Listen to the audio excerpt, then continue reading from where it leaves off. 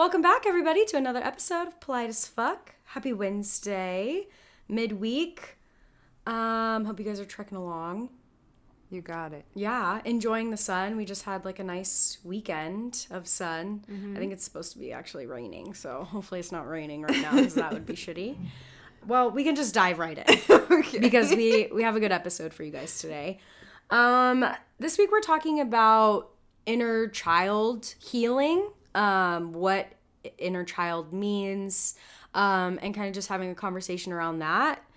I think for me, there's a lot, I know. A lot of things have been making me think about inner child for a while. And I don't know, like in every conversation, you know, when you're just like talking to your friends or your family and they bring up like something to do with your past or your childhood of like, oh, remember when this happened? I have no memory of things or like very, very limited like memory of just like my childhood. And I don't really know why. Probably the weed, but I don't really know why.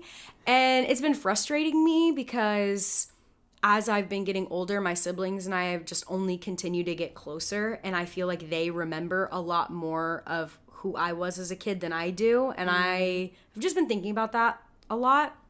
And so it's been kind of playing on my brain on like whether or not doing inner child work is even worth it or what that even means and how that looks.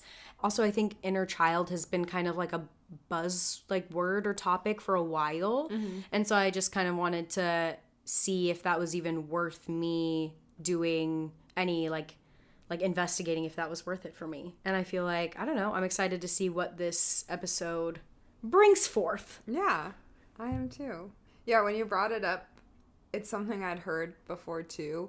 But I feel like when I think of inner child healing or something, I think of people who've probably experienced like some really traumatic event in their childhood. And I personally don't think that I have. But you and I were talking about this, and it's like, I don't think there's a lot of like these really big pivotal moments of like, oh, this is why I became insecure, or this is why I have an anxious attachment style, or like, but you think about like when you're a teenager and all these like, you're uncomfortable, you don't feel confident, you're doubting yourself, and you think about, at least for me, like when I'm a kid, and I don't have a ton of like really distinct memories, but just like I know things that I enjoyed. I know that I was like happy and having fun and I didn't care. And like, where was that turning point? So I feel like this just kind of made me start to think about those type of things.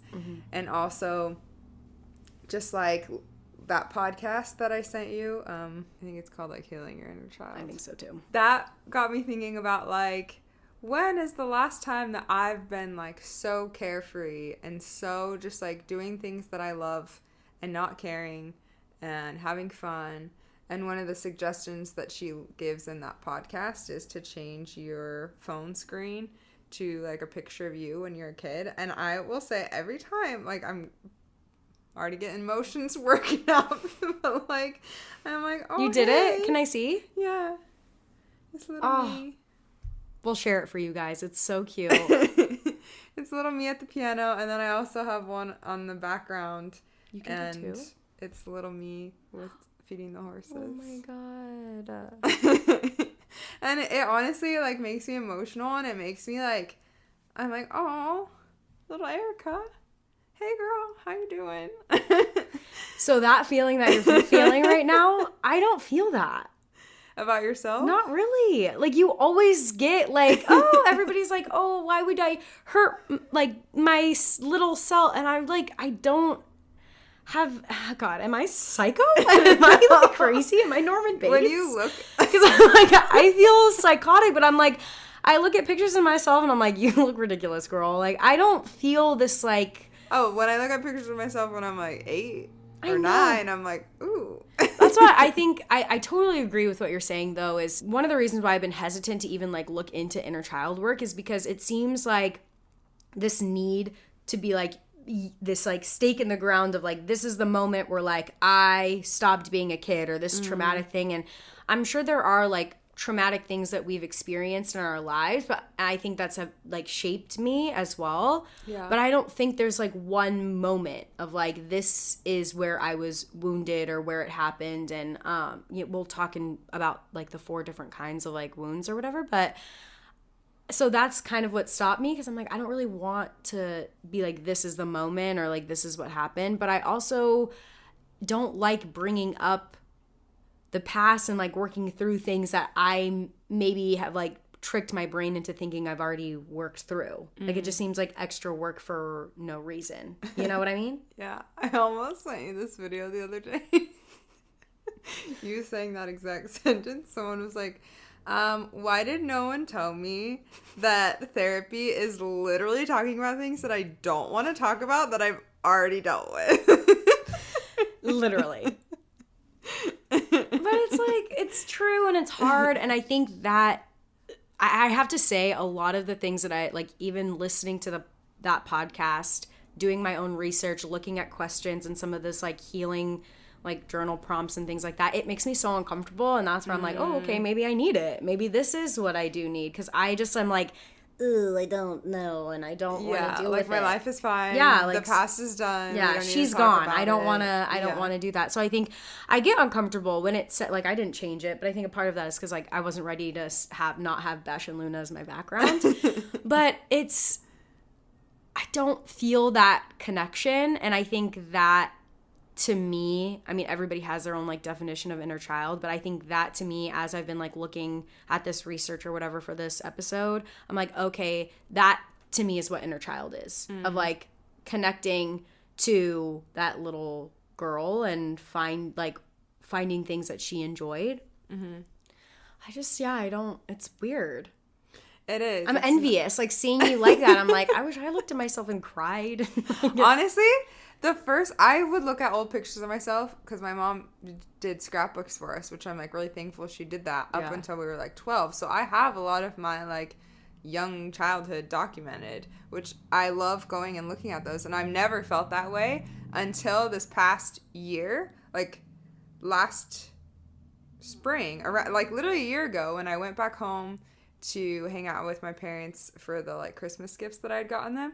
We were looking through scrapbooks, and I was getting like, it's the first time I've like taken pictures of those pictures, because I was like feeling some type of way about it. And I was just like, I was feeling kind of that similar feeling I just had of like, oh my gosh, like look at little me, you're so just like, precious is not the right word, but just like, but yeah, innocent and happy, and then just like seeing that part of me and like cared for, I don't know, all the things that like you kind of forget about as you get older, or like you harden yourself, like we've talked about, like getting more in touch with that like feminine side and things like that. But I think honestly it's more just like getting back in touch, I guess, with my like carefree side, and not being so like hardened by, I need to take care of myself, I'm an individual, I can do it, I'm independent. Like, I don't know, there's just more of that feeling of like, oh, I can like take care of you, you know? Yeah.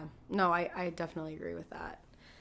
Well, I think we should dive in and talk about what the 4 wounds are, because this is kind of how it like, based on this episode that we were listening to, and just kind of like the research around inner child, there are like 4 wounds that kind of help direct how you're gonna heal, I guess. Is that a right way of saying that? That sounds, yeah. Sure, we'll go with that.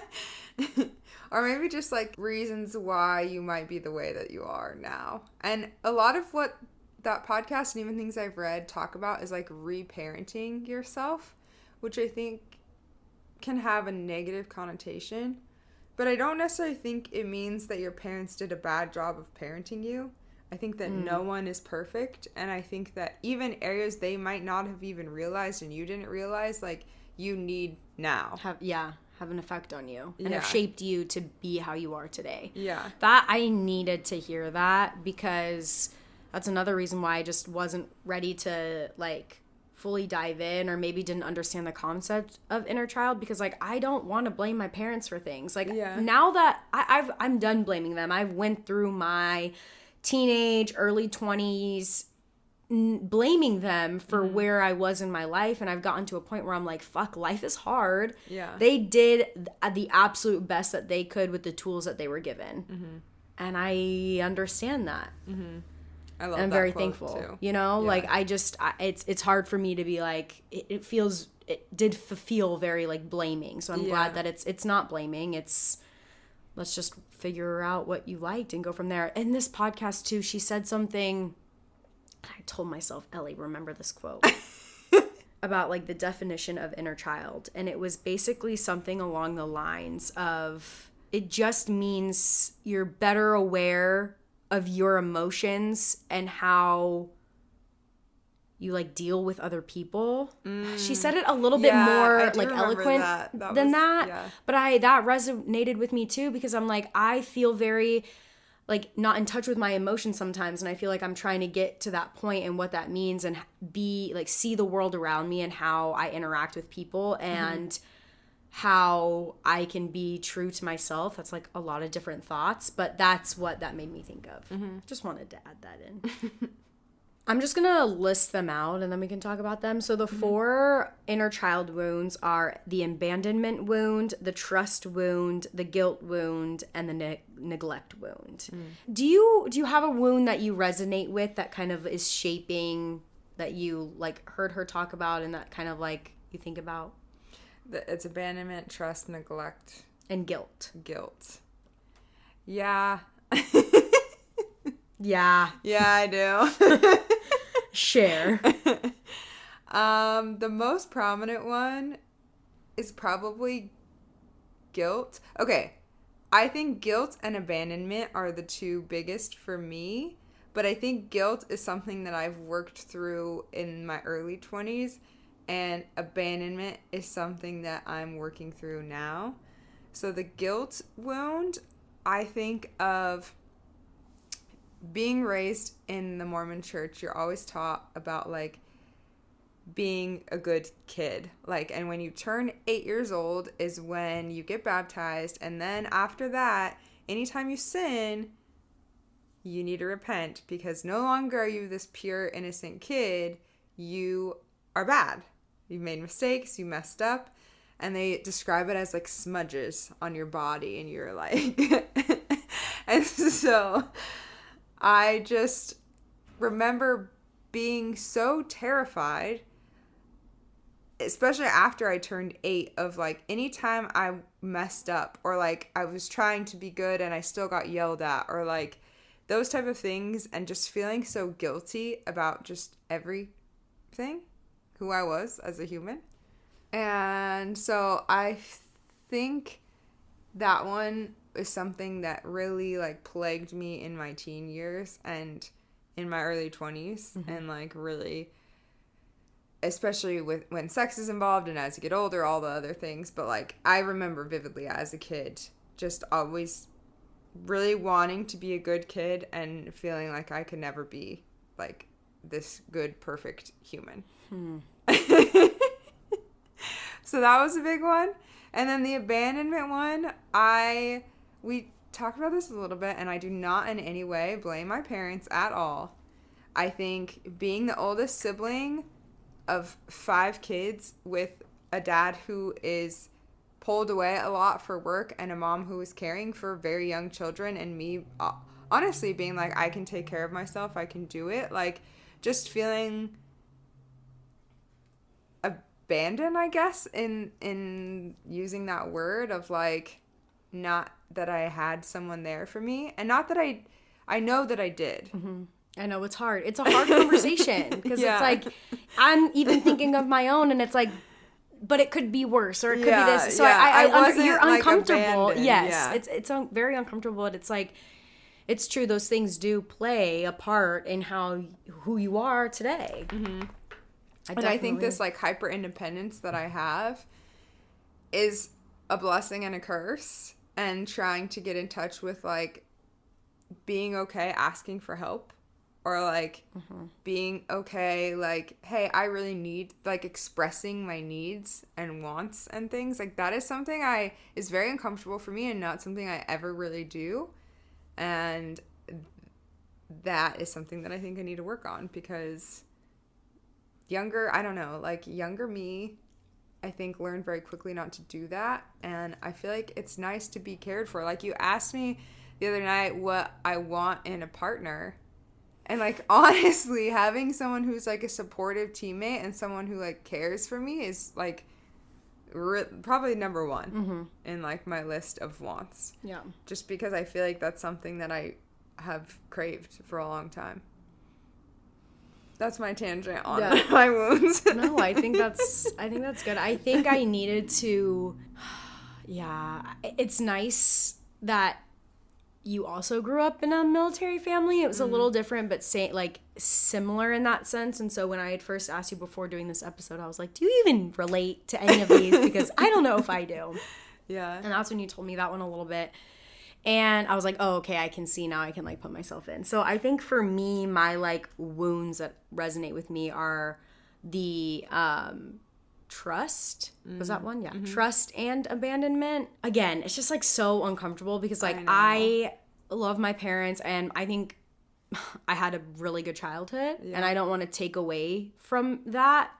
But I think there are aspects that have played a part. And I think for me, the trust, I can't really pinpoint why, but when I think of, you know, in this episode, just like based on kind of what she was saying of like what it looks like when you might have a trust wound, is like, is afraid to be hurt, doesn't trust themselves, finds way not to trust people. Like, I was like, wait, these are kind of like, I'm like, ding, you're talking about ding, me. ding. And so I've been trying really hard to kind of think why, or maybe what happened that made me think like that. And the only thing that I can really think of is I crave stability, and I think I crave this need to be in control all the time. And I was like that even as a kid. Like, my siblings and my cousins always make fun of me because I was that, you know, I was that annoying kid probably in like elementary school that was like, no, we're gonna play this game and we're gonna do it like this, and I'm gonna be the queen, and you're gonna be this, and you're gonna be this, and you're gonna be this, and telling everybody where they're gonna be, and that's how it's gonna go. So annoying. Hate that kid. But I like needed to like have this control because I feel like I didn't trust adults in my life that were making the decisions, in the sense of like, okay, we're gonna live here, this is now home, make friends, this is where you're gonna live. Oh, just kidding, we're not living here, we're going somewhere else. Oh, we're gonna stay here. Oh, no, we're not, we're leaving. And like, oh, let's go to this school. Oh, you don't, you know, you got in trouble at this school, let's go to this school. There was like just a lot of that, and I think that's why I feel this sense of like not trusting. Sometimes I don't even like trust myself. I find myself being that friend or that person in life that's like, oh yeah, like I was gonna do that later today, like I'll do that, or like I really want to do this, but it was like, it kind of is just words, or like I have the intention of doing it, but like not really. I just want to tell people what they want to hear or sound cool or whatever that is. Yeah. So I think I kind of relate to the trust wound a little bit in that. Yeah, that makes sense. Instance. And then the abandonment is very similar, as like it was just me until I was 7, and then that's when my sister was born, and then 8 when my other sister was born. So I felt like me and my mom were really close growing up, and we did a lot of stuff together, and like my dad was there, and my parents did a really good job of being like, oh yay, like dad's home, making it like a celebration. But I think it made it even harder like when he left, and I don't know, again, like maybe this is why I just block it out, because it's just easier that way. It's just easier. I know. It's just like, I don't want to talk about it. And it's also like, I don't know, for me, it's like, I don't think about this stuff all the time. I'm not like, oh yeah, because I grew up in the Mormon church, this is like, it's the blaming thing. Like, I don't like blaming situations in my past. Yes. For like why I am now. Like, I am who I am now, and I can fix it now. Yeah. But I think it's like going through this exercise is like made me more aware of maybe why I am the way that I am, not in a blaming way, just in like, I think it's good to have awareness. Yeah, and understand. Yes, but when it comes to like those two wounds, I think those are the ones that I resonate with you. Yes, yeah. Yeah, the way she explains it, I would recommend listening maybe to that podcast first before ours.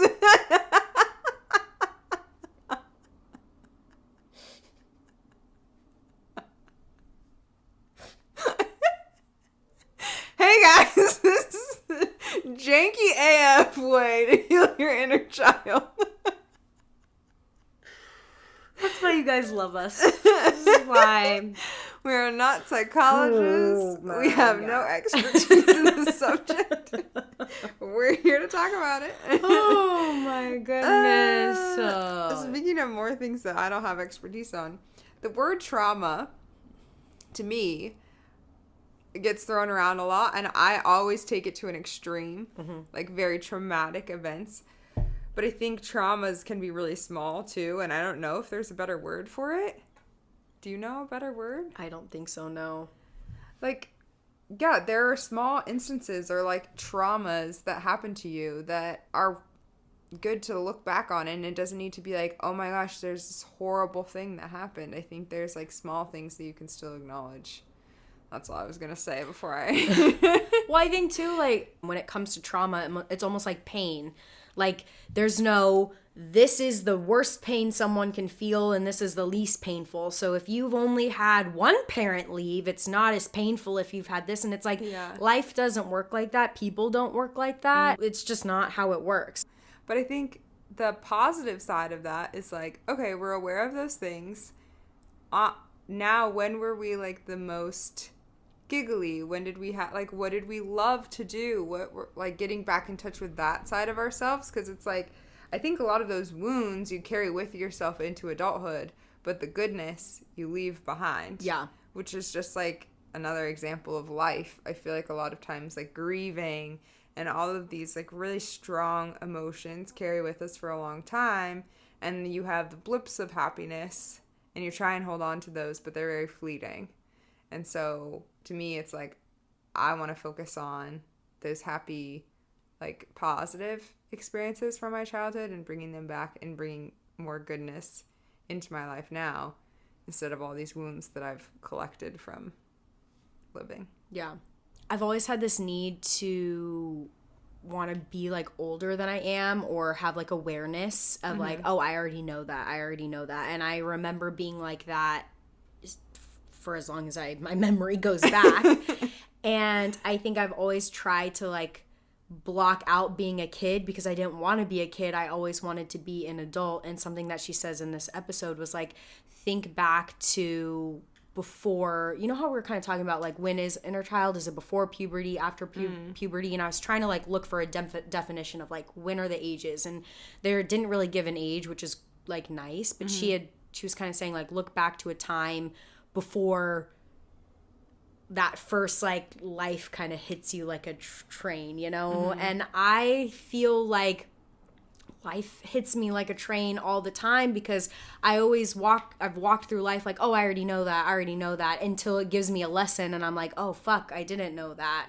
And so I've always tried to like push those like innocent, I don't even know, like just being like humble in the fact that I like don't know anything and that the world is so big and I'm so like little, and trying to think back to when was the last time that I was like that and the things that I like to do.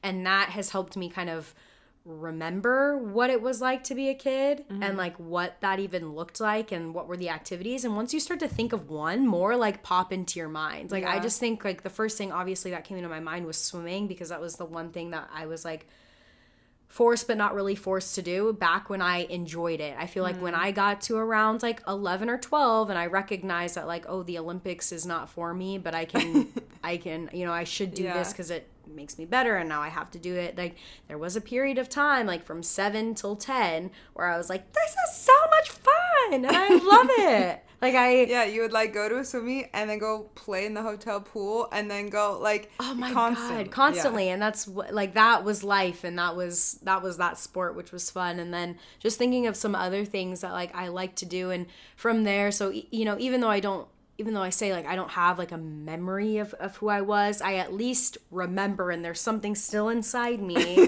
that recognizes maybe these activities that I liked to do. And I think that was a nice like start of an exercise to kind of like ground yourself in what it looks like to do like inner child work.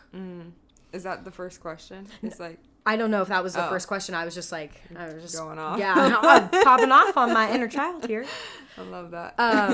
But yeah, let's do our questions. Yeah, Ellie found a list of questions that I think are framed in a positive way. In skimming them, that's what I remember. Because, yeah, inner child work seems like can be very heavy and daunting, and like, do we want to do that? But we're going to focus on these were good parts. ones. Yeah. You were right. That was the first question. What do you love to do as a kid is the first. These are journal prompts if you want to journal them, or even just like spark up a conversation with your friend and get to know them like we're doing. Cute. So you can go first. What did you love to do as a kid? I love to do so many things. I loved playing outside all the time. Was always like in the dirt. Collected a lot of rocks. I have a distinct memory of this like crystal growing kit that I got as a kid, and I loved like geology, I guess, being outside playing with my siblings. I also like sang.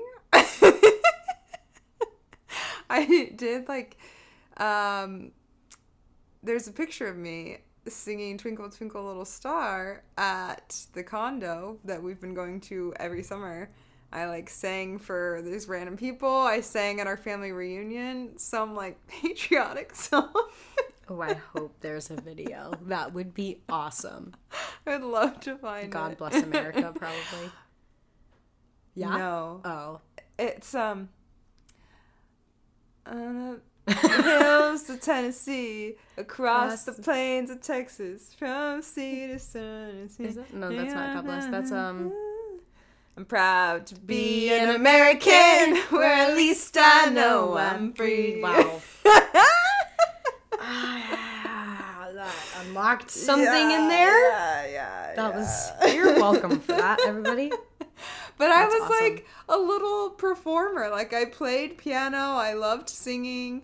I do remember being very terrified to do those things in front of people, but I loved practicing them. And I loved like having dance parties, playing like the Hilary Duff CD, like that. When I think of just being carefree and like crazy around the house, I think of those type of things, like playing in the mud, listening to music, just like being a kid. I love you know? that. Yeah. I think same. I think the two things that I can remember liking, I guess, even though I just said I don't remember anything, is exploring, because we lived on base and my dad wasn't around and my mom was doing her thing, and we lived in a basically like gated community. There was only so far you can fucking go. Yeah. And I would just be out. I mean, the main rule, as it was back in the day, is like you just need to be home before the streetlights come on. Like that's when. And I would be out until that limit. I would be like finding forts, going all different ways, like probably being in places no child should ever be like in. I just would just be insane. It was so much fun, like walking around and like finding things and climbing shit. Loved climbing trees. Those were like my favorite thing to do.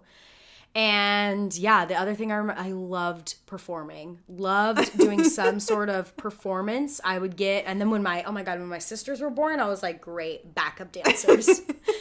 And when my cousin came to live with us, I was like, this is what we're doing. And loved performing. And now look at us. Love just talking to myself in front of a camera. This is basically a performance every week.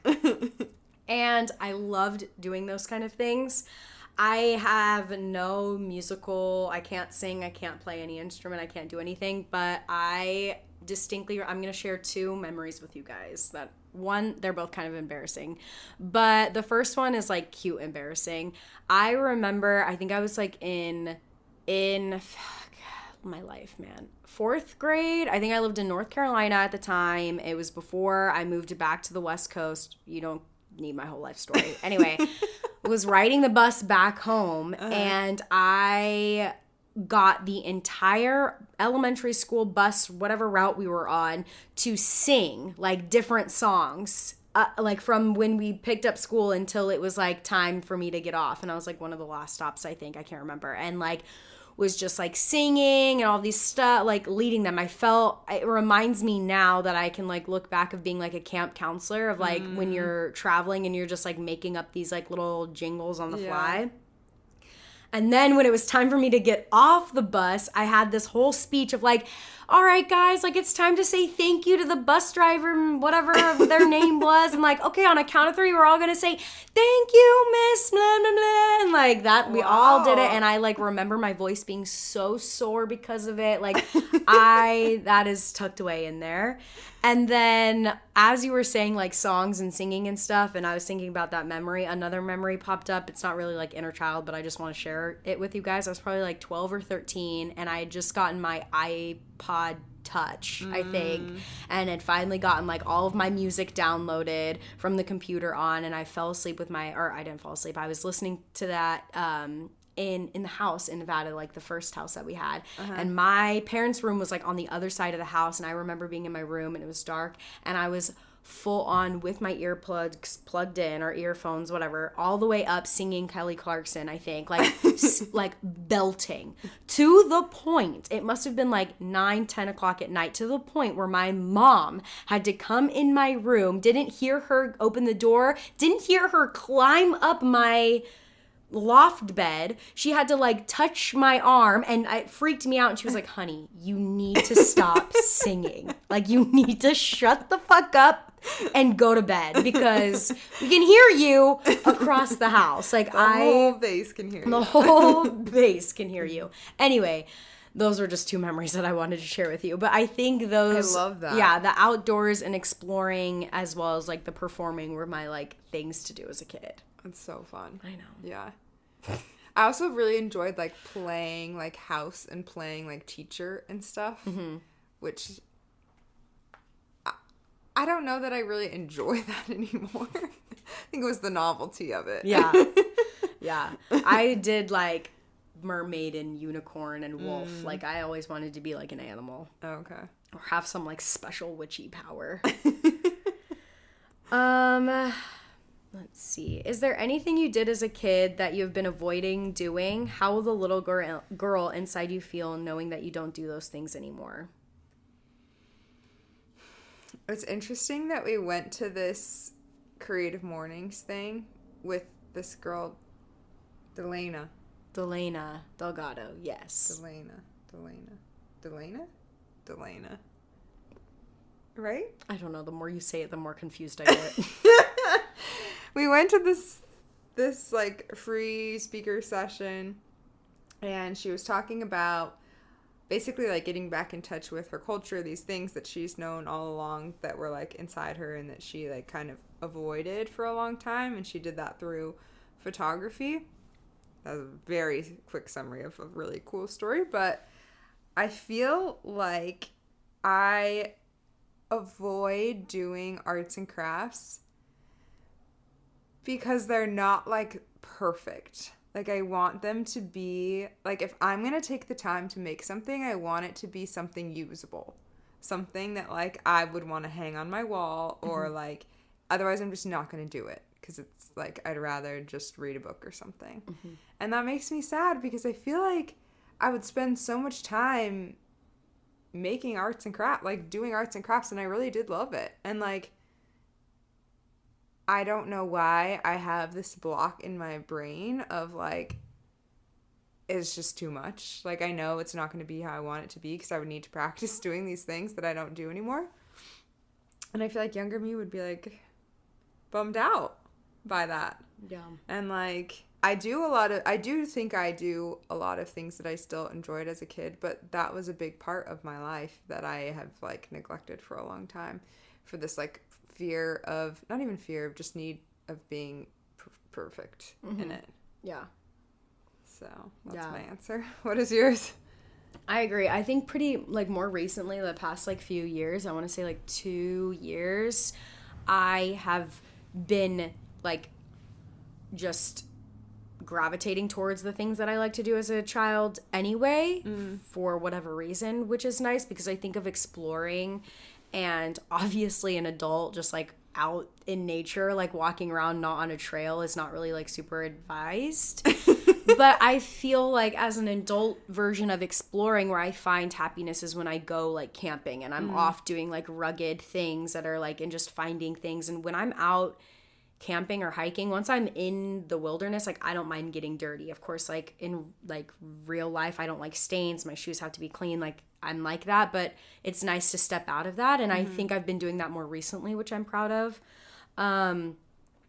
I think I agree with you. I think when it comes to like the creative side of things, when I was a kid, like I didn't care what my paintings looked like or what, you know, what scrapbooking I was doing. And I think I also, as I was kind of hitting puberty and dealing with things, I used to like write a lot and like journal, and not really like poems, but just like write. And I look back now and I'm like, wow, you were like good. And I can't like channel that anymore. And I don't really want to, because it just seems like, oh, I have to go write and find something to write about, and it's not going to be good. That perfection, like I just don't want to do it.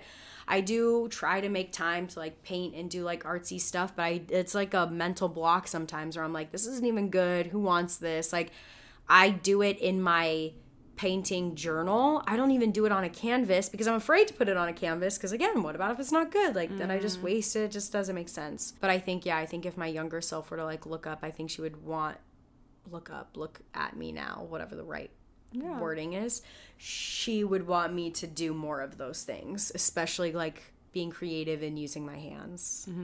Yeah, I think it's a big one, especially too when you don't have like a backyard or like a place where you have that space where you can like garden, you know, do something with your hands. I feel like prioritizing art or making things is important when you don't have that space necessarily. Yeah.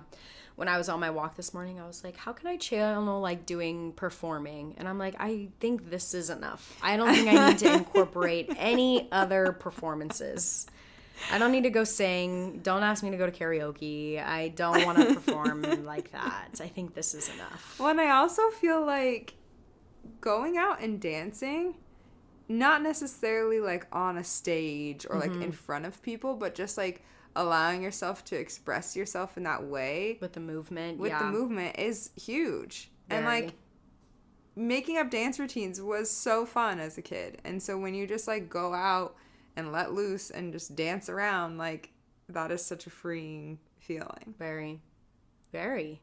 I'm just like thinking to last weekend where we did like just have this like crazy insane dance party. Yeah. And we felt like the only 3 people in the room. We literally were the only 3 people dancing. But I also feel like people were like envious. Oh, fully. Like the looks on their faces when I was trying really hard just to not even think about who was in there and just like being in which our I think own little bubble. That was great.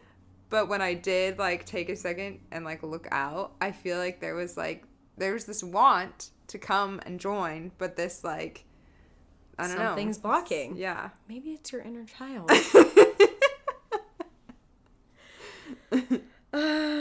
Okay. If you had to leave the house all day, every day, where would you go? What would you do? I would love to not have to be at home all day, every day.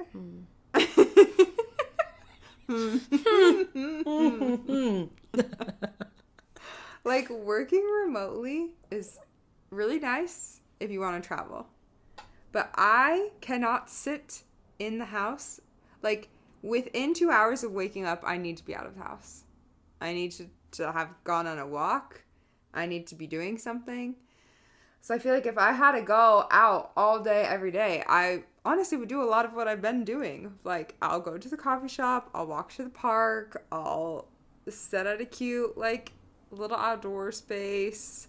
I mean, if I had to like live off the grid, that would be great. If I could just do that and go in the mountains. We talked about this. Like, I know. Getting land and just like fucking off. Yeah, I would love that. Honestly, I would have projects out the wazoo that would keep me out until the sunset and then I came back. But just in my day-to-day living, I think I love being busy and I try to say yes to things. Like, yes, I do enjoy chilling sometimes, but I can't do that for too long because I get very restless and like unfulfilled in my day. Yeah. I was just going to add, like, it is way easier to stay home And I will definitely lean into that sometimes. But even like going to the thing this morning, like I'm so glad that we did go to that. And like when there's like free community events or just like the farmer's market that we went to, like even if we were only there for like 30 minutes, I'm glad that we had that moment to like spice up the day, you know?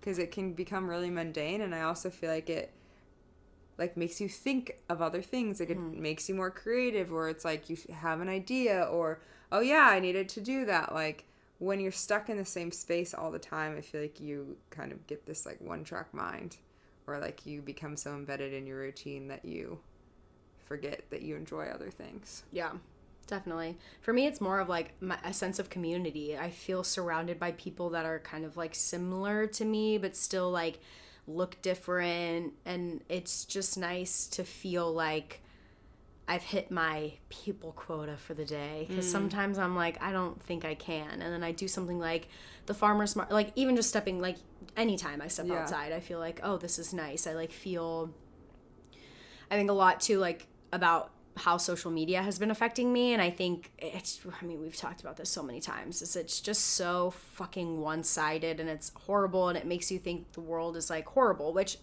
what's going on in the world I can't even dive into, because it's just too much. Yeah. And it's hard to see that through a screen, and it's so nice to go out and step into my community and feel like that there is a community and that there are decent people out there, that like I'm a stranger, but I felt safe, I felt wanted, I felt included, and I recognize that not a lot of people in the world feel that way. And so that's what I like about going out. Maybe the only thing I like about going out. I think for me, what's your answer? I think I like being at home, but I like cultivating my home. Like if I'm home, I like just like cleaning and wiping down, and like what can I organize, what can I take apart, what can I put up, what can I da. And so I think like in a perfect world, if I had like my land and my house, like of course I wouldn't want to leave, because I could do like gardening, I could fix this, and I like that space. Yeah. But if I were to leave like this house all day every day, what would I do?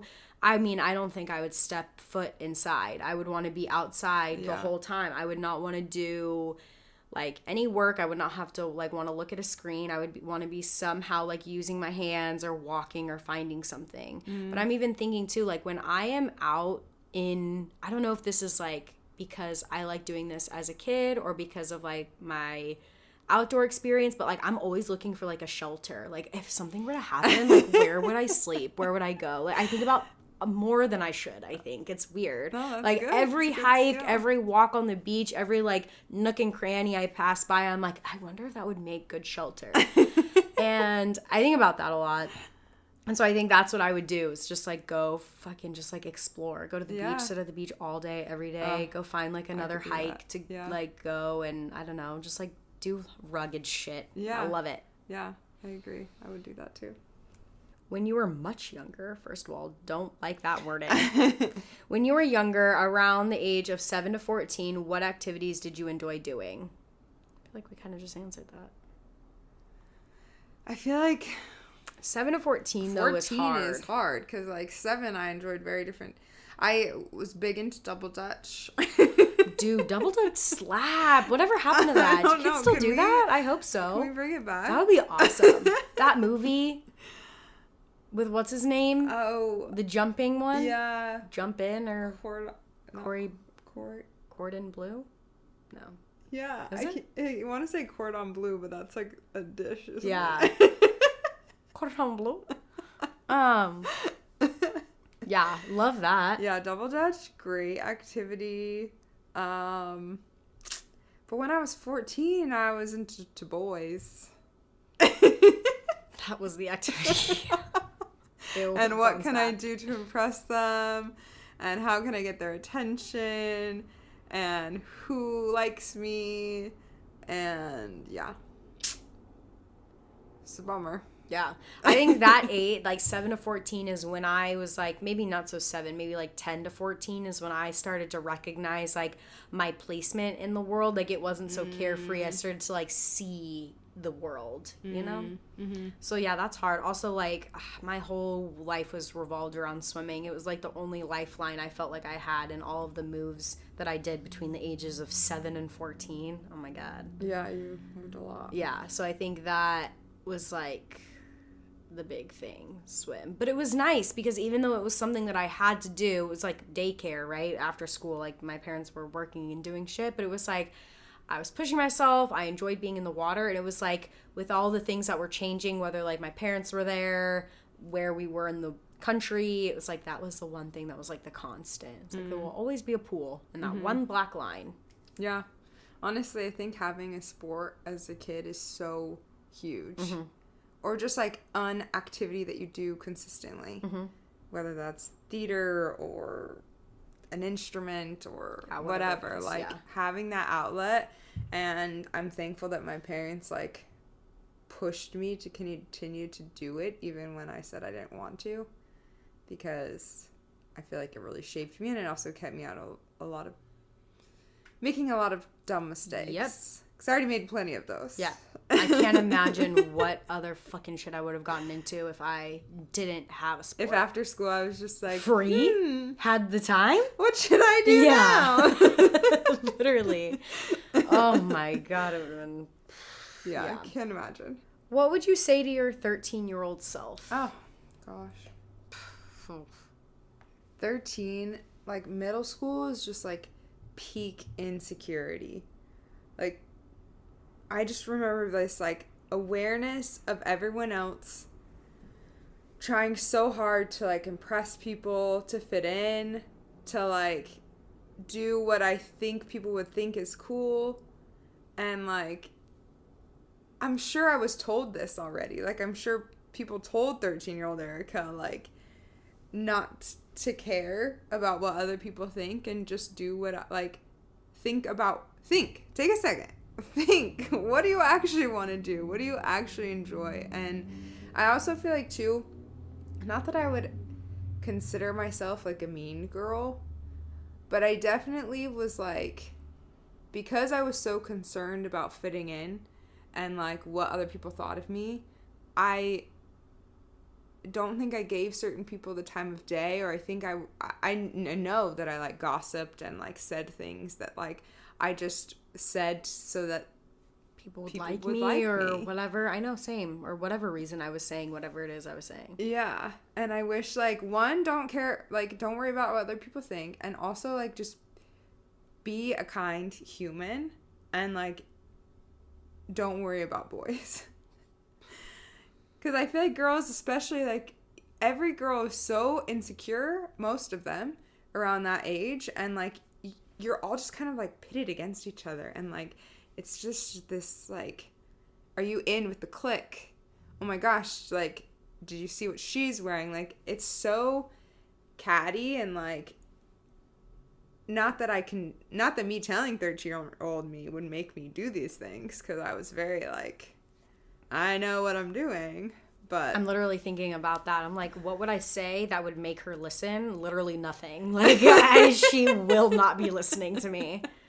It's more so like, I wish I could just, like, grab her and take her and be like, look at your life now. I don't know. Yeah. I mean, maybe if it was you literally telling you, like, girl, I can promise you this stuff is not going to matter. I would say put your head down, like, go to worry about, God, it makes me want to vomit, because, like, my parents did tell me this, boys don't matter, focus on your school, it doesn't matter who's most popular, and at the time I was like, yeah, fuck you, it does matter, but I'm like, it doesn't, it didn't, it is just the things so dumb. That keep me up at night all happened around the middle school time frame. Yep. Things that I said to people. Things that I did. With. Yeah, exactly. Mm-hmm. Like, those are the thoughts that, like, when you're really trying to fall asleep, and then it's like, remember when you said this really mean thing to her? Yep. And, like, I know that I could apologize now, and I probably should, but I'm also like, does she remember? I don't know. 13-year-olds. Yeah, 13-year-olds are tough. I don't know. I mean, what I would say to myself, the same things as you. It's just like, would she listen? Probably not. I probably want to say something like positive first, you know, just like you're worthy, you're good. Like you're fine, you're perfect, you're great. But I also think too, like maybe something that I would respond to is like something about being at home, maybe like being nicer to my mom or like being a better like older sister. I think I was so concerned about like my other life that I was like, ew, gross, you're little, I don't want to hang out with you. I get used, oh God. My sisters used to annoy me so much. I know. Like I would have a friend over and I'd like slam the door and be like, don't come in. Yes. Yeah. So maybe I would like listen to that a little bit and maybe those actions would change and filter through the rest of the that things. Would be a good one. Because I can guarantee if I showed up and my 13-year-old self saw me and I was like, boys don't matter. It doesn't. I'd be like, what the fuck? Like I know you're me, but you don't know. Yeah, like, you don't know anything, lady. Yeah. When do you feel most alive? Recall those activities that make you feel that way, and how can you do them more often? Surfing is one of them. I was literally thinking that. When we are out there, even if we're not even catching any waves. Nothing, we're just sitting on our boards. I feel so good. I'm just so happy. Yeah. Like being in the water like that, being outside. Yeah. Especially early in the mornings when we've done it. And it's like, and then we have the rest of the day. Yeah. And you just like kind of channel that energy. Our little paw. Oh my God, I don't want to wake her up. I totally agree. Surfing for sure. Honestly, swimming. I think being in the water, like I feel really good. Any like hike or being outside, like away from the city, which is kind of hard around here to like fully be away. Camping for sure. I think it goes back to that just like playing in the mud attitude. And also the dancing. Like I it's so fun. Not when it's crowded and I'm like really hyper aware of all the people in a space. But I was for a second going to these like hip hop classes like a while back, and they were so fun, and it was just like learning this choreography and like reminding me of like, remember when I used to make up dances? I love that. I love it so much. What about you? Yeah, surfing, anything outside. I was gonna say like nothing beats like slowly waking up, coming out of that like sleepy mode and realizing like, oh my gosh, I'm in the tent in the middle of nowhere. Like I fucking love that. Can I add games? Games? Like I love like a game night, playing like Scrabble or something. Like I think Sophia, my sister, is like that. She loves those games, and I think that's when she feels like so good. Yeah. I can't relate. I don't like games. I don't think I've ever liked those kind of games. I think, I love being outside, but I think another thing that makes me feel alive, an activity I like to do even as a kid, which was kind of like squashed in me a little bit as a kid. I literally thought you were going to say squash.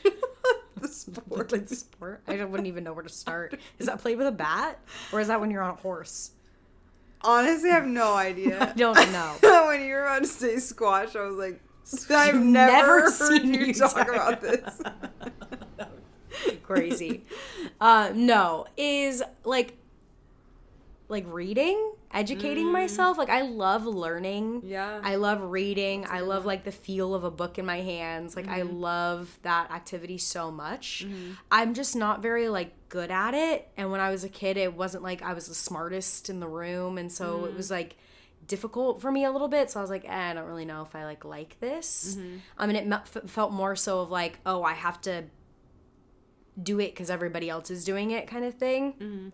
And then as an adult, like it's expensive to like, everybody's like, oh, like research on your phone. But I mean, like, I don't know. I haven't had like a passion of like learning something. I think pretty recently over the summer, I bought a book of like the history of Cuba, and I mean I'm still not done with it. It's a large book, but it's like it's so much fun to like learn about that kind of stuff and love history and learning and stuff. So I think that is something else I like to do outside of the like being outside and the playing in mud, whatever you said. No, learning is a huge one, for sure. I feel like because it makes you feel like you're a student again. Yeah. You don't know everything. You have to, like, humble yourself and figure something out. And it's that, like, when you're a kid, you're learning stuff for the first time all the time. Yeah. And so I feel like that kind of reignites that in you. Yeah. I totally agree. And then the last inner child healing prompt that I have for us is, what can you start doing today that would make your younger self proud? This has been a journey. I think when we talked about doing the Be Bold challenge, that kind of snowballed to where we are now, which is something that I can do now, aside from, like, the obvious, like, activities that we talked about, is really not being so in my head about things and just, like, not overanalyzing every single decision. Like, obvious ones are like, okay, just, like, pick out an outfit and wear it and just, like, own it and do it and you're fine and stop thinking about it. But also, like, in social settings, just, like, not being like, oh, would this be weird if I did this? Or, like, I wanted to, like, post this picture, but now I, like, am thinking too much about it and, like, oh, it's not even that good type of thing. And just, like, being unapologetically me seems like this huge leap, but I feel like the gap that's stopping me right now is honestly just overanalyzing and thinking too much about other people. And I feel like every day, if I can work on that a little bit more, which I really have been trying to do, and, like, making an effort to smile at people and, like, complimenting people and just, like, not overthinking, because I do that all the time. Like, it's so annoying. Why? Because I think younger me was just, like, happy and carefree and just asked questions when she had them and said things when she thought them, and, like, obviously having a bit of a filter, I'm not going to be, like, annoying, but, you know. I love that. I think you see the most unapologetic version of me when I'm, like, being weird around the house, or, like, I want to do a handstand, like, I'm just because I feel safe in this space. It's when I go out into the world that that part of me gets more and more hidden. Yeah. Hearing you say this, I wanted to say, like, be more spontaneous, which I think I've said before, maybe in, like, our ins and outs episode, of just, like, oh, be okay with, like, the go and the flow. Guys, I am not okay with the go and the flow. I'm not good. I'm not good at it. And my inner child wasn't good at it either, okay? She needed to have control. And that's some healing for another time. Like, I had a spiral moment yesterday because I'm not even gonna, it was like my whole schedule got messed up because of one little thing, and it's silly, and, like, I know it's silly, and when I need to talk it out to people, I'm embarrassed because I need to, like, say it, and, like, as it's coming out, it's ridiculous. I don't think so. I feel like maybe letting go of control a little bit, but it's hard to do that. But I think as far as, like, what my younger self would be proud of if I were to start doing differently, was staying true to myself. I think sometimes I find myself doing things for the sake of somebody else. And, like, I say I like something that I don't really like, or I act a certain way because that's how everybody is supposed to act. And I think I am very, very good at being a chameleon because of the way that I grew up, that I can be put in any group of people, any situation, and find some sort of common ground to the point of, like, stretching it, which was fine when I was a kid, moving around to, like, for the sake of just survival and finding friends. But, like, I am secure in myself now, and I have decent, like, people around me that I'm starting to think, like, who am I? Like, what do I even like? What do I not like? What is fun for me? What's not fun for me? And I think that is, like, the premise of inner child. And so I think if I can just make, like, those decisions, or, like, think about that a little bit more every day, I would be, like, a little bit happier. I'm trying to, like, think of an example for you, but I can't, like, I don't know. I can't think of anything. But just being true to myself. Yeah, I love that. chipping away at it every day. That's Absolutely. a good close to take us away. To take us away. Inner child. It's child. being silly. This is our inner child. That's why I like this podcast. I always like say how much I love it, but it's just so true. Like an opportunity for us to like learn more about each other and ourselves and give us a platform. And also we're authentic. It is like we're speaking. There's no script. No. It is literally we sit down and we see what the fuck happens. Say And whatever, yeah. you know, by some miracle, like we have listeners and you guys care about what we have to say. And I'm very much like, I appreciate that. And I like listening back because it's like, oh, it makes me feel like, or when people are like, oh, I really liked what you guys said on the podcast or something like this. I'm like, ah, yes, okay. You like us, but also like, yes, okay, you're like me. Like you we're resonate with what. Yeah, how like feeling. I'm not this like outer space person, you know, like AKA alien. An alien. It's time to leave. It's time to It's go time to away. go. We're done. Anyways, love you guys. Anyway, we love you. Follow us, Pod to Smoke Podcasts, wherever you get your podcasts. TikTok, Instagram, YouTube. Rate and review, please, so we can grow. We only have 20 reviews on Spotify, and we have more than 20 listeners. So please, just give us some 5 stars, and we'll see you next week with another great episode. Yeah, see you next week. Bye.